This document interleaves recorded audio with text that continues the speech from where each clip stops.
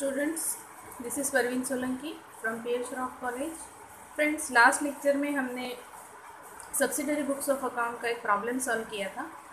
मैंने आपको एक्सप्लेन किया था उसका सोल्यूशन, जिसके अंदर हमने परचेस बुक और सेल्स बुक ये दोनों बुक्स जो है ये हमने प्रिपेयर कर ली थी। आज हम लोग purchase return book and sales return book जो है वो कंप्लीट करने वाले हैं। ठीक है, सो ये जो यहाँ पर आपको ये जो प्रॉब्लम दिखाई दे रहा है, इस प्रॉब्लम के आगे हमने जो परचेस के ट्रांजैक्शन है उसके आगे पीपी लिखा है, सिर्फ सेल के ट्रांजैक्शन है उसके आगे एसएस लिख के रखा है, और परचेस रिटर्न के आगे पीआर लिखा है, और सेल्स रिटर्न के आगे एसआर लिखा है। ठीक है, और ऑर्डर प्लेसमेंट की कभी भी कोई एंट्री नहीं होती। ठीक है, so no entry for the no posting for the placing of order. Now purchase book और सेल्स बुक ये दोनों हमारा कंप्लीट हो चुका था। अब हम आज परचेस रिटर्न बुक देखने वाले हैं। ठीक है, purchase book and sales book complete हो गया था। Now we will discuss the purchase return book. सबसे पहले फ्रेंड्स, परचेस रिटर्न बुक्स का आप फॉर्मेट देखो। यहाँ पर देखो डेट है, उसके बाद यहाँ पर सबसे पहले टाइटल है परचेस रिटर्न बुक, उसके बाद है डेट, नेम ऑफ सप्लायर, मतलब हमने किससे परचेस किया था उसी को हम रिटर्न करेंगे ना। तो यहाँ पे जिस सप्लायर को हम रिटर्न कर रहे हैं, जिसने हमें सप्लाई किया था, उसका नाम होगा, debit note number, ledger folio number and amount in rupees. Okay, now friends, अगर हम ये ट्रांजेक्शन्स देखते हैं तो इन ट्रांजेक्शन्स में आपको यहाँ दिखाई देगा कि हमने परचेस रिटर्न के ट्रांजेक्शन के आगे मार्किंग करके रखी है पी आर। यहाँ पर एक है पी आर और यहाँ पर एक है पी आर। तो एक है 12 तारीख का ट्रांजेक्शन, एक है 18 तारीख का ट्रांजेक्शन और एक है 26 का, मतलब 26 तारीख का। ठीक है, सो 12 तारीख का ट्रांजेक्शन देखो, return goods to Raj traders. Raj traders से हमने गुड्स खरीदे थे, उसको हम क्या कर रहे हैं, रिटर्न कर रहे हैं। ओके, और वो कितने की रिटर्न कर रहे हैं, 1650 के, और वो नेट है। नेट है मतलब उसका डिस्काउंट सब कुछ माइनस करके नेट अमाउंट की जो मतलब जो नेट वैल्यू है जिसकी गुड्स हम रिटर्न कर रहे हैं उसका अमाउंट है 1650। देखो, हमने इससे पहले राज ट्रेडर्स से गुड्स खरीदी थी 1 तारीख को, टोटल 16,400 की, और 10% उसका डिस्काउंट था।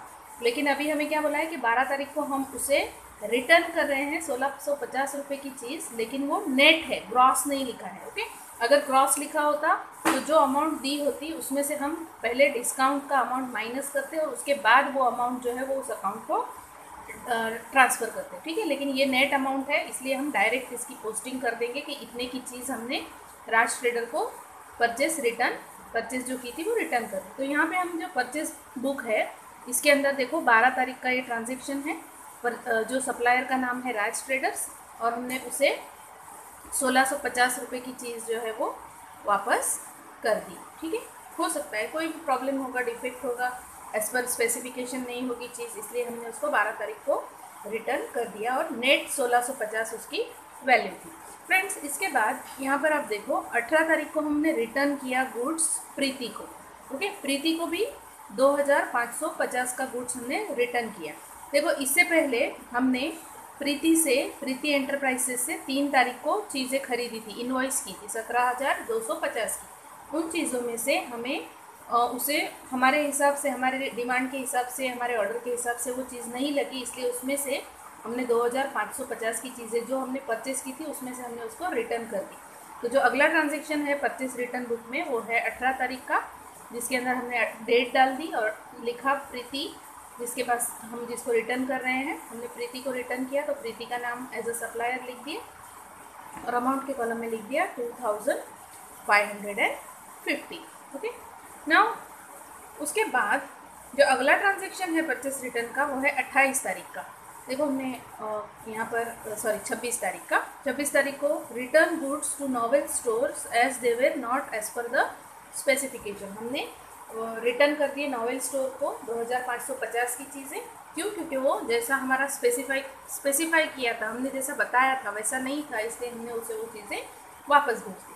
देखो फ्रेंड्स, इससे पहले हमने जो ये आपका जो 26 तारीख को नॉवेल स्टोर है ना, इस नॉवेल स्टोर से हमने इससे पहले गुड्स जो है वो खरीदी थी, मतलब परचेस की थी, तो उसे हम अब वापस रिटर्न कर रहे हैं। ठीक है, नाउ जो नॉवेल स्टोर है उससे हमने 25 तारीख को 19,000 की चीज़ खरीदी थी, अब हम उसको वो उसमें से 2,550 की चीज़ें रिटर्न कर रहे हैं। ठीक है, तो हम जो सप्लायर को रिटर्न कर रहे हैं उसका नाम है novel trader.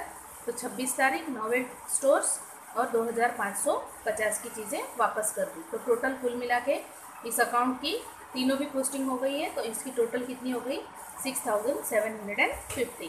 Okay, now next transaction हम देखते हैं सेल्स रिटर्न का। नाउ फ्रेंड्स यहाँ पर देखो, आप इस प्रॉब्लम में देख सकते हो कि हम सेल्स रिटर्न के टोटल हमारे कितने ट्रांजेक्शन्स हैं।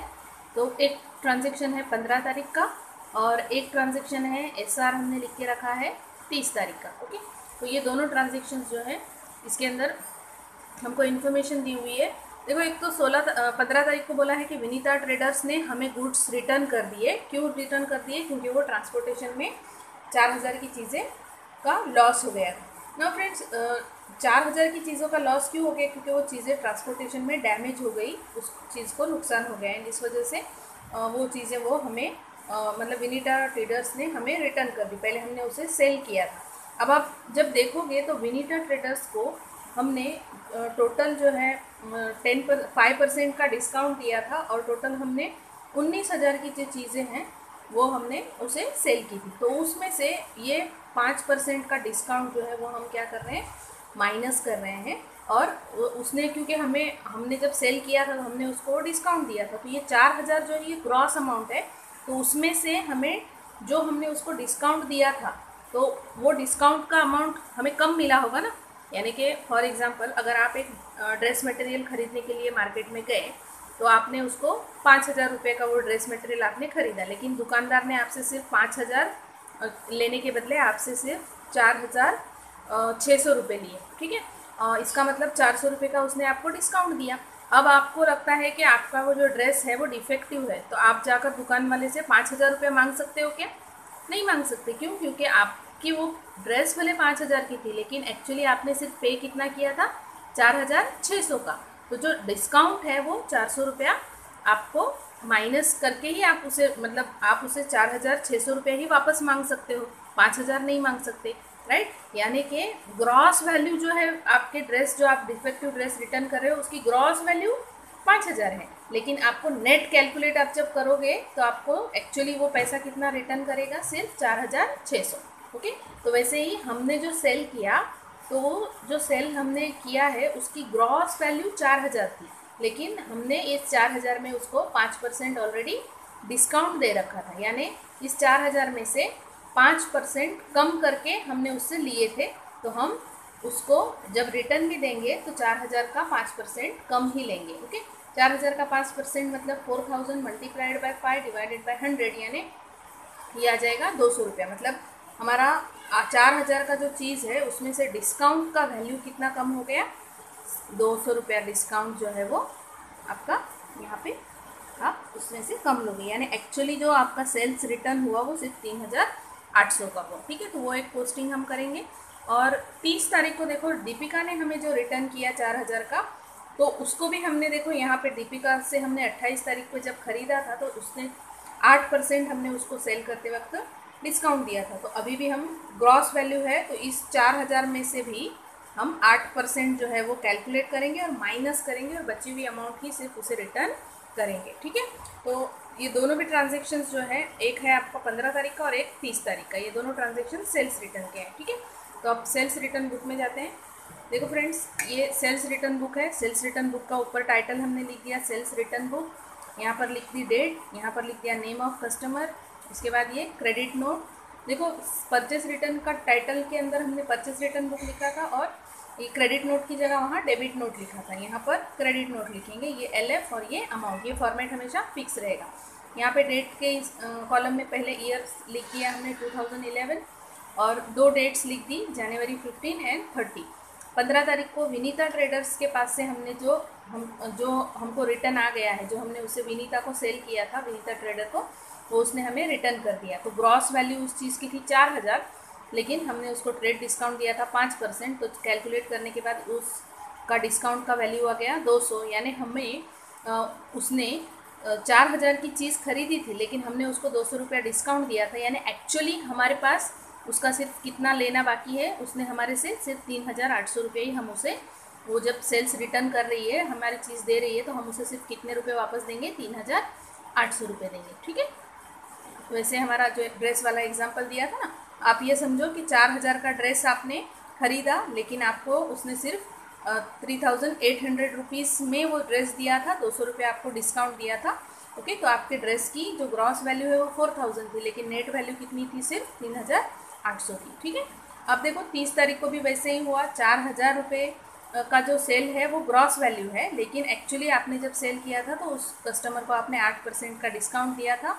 तो 4,000 का 8% हम कैलकुलेट करते हैं, 4,000 मल्टीप्लाइड बाई 8 डिवाइडेड बाई 100, तो वो अमाउंट आ जाती है 320। यानी 320 रुपये आपने 4,000 में से माइनस करके सिर्फ आपने उस कस्टमर से 3,680 रुपये ही लिए थे चीज़ के लिए। तो आपको अब रिटर्न जब आप उसे वापस भी दोगे तो सिर्फ 3,680 रुपया ही दोगे।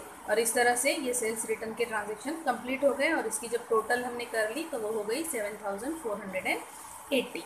ठीक है, और इसको हमने डबल अंडरलाइन कर दिया। ठीक है, ना यहाँ पे वर्किंग नोट में एक नोट लिखा है कि 23 तारीख का जो ट्रांजेक्शन है वो सिर्फ ऑर्डर प्लेस किया था, इसलिए उसकी कोई भी एंट्री नहीं होती है। ओके, क्यों? क्योंकि कोई गुड्स की मूवमेंट हुई ही नहीं है, एक जगह से दूसरी जगह गुड्स का मूवमेंट हुआ ही नहीं है, इसीलिए आपको सिर्फ ऑर्डर प्लेस करने की कोई भी एंट्री पास नहीं होती। फ्रेंड्स, लास्ट लेक्चर में मैंने जो आपको परचेस बुक बताया था, तो परचेस बुक का जो टोटल है ये 67,585 रुपीज़ है, लेकिन गलती से मैंने 16,585 कहा था, तो सॉरी फॉर दैट, मैं उस करेक्शन करती हूँ। एक्चुअली मैंने गलती से 67 की जगह 16,000 कह दिया। ओके, सो इस तरह से आप इस पूरे प्रॉब्लम का स्क्रीनशॉट ले सकते हो। ये प्रॉब्लम है, उसके बाद इसके सोल्यूशन में हमें 4 चीज़ें करनी हैं।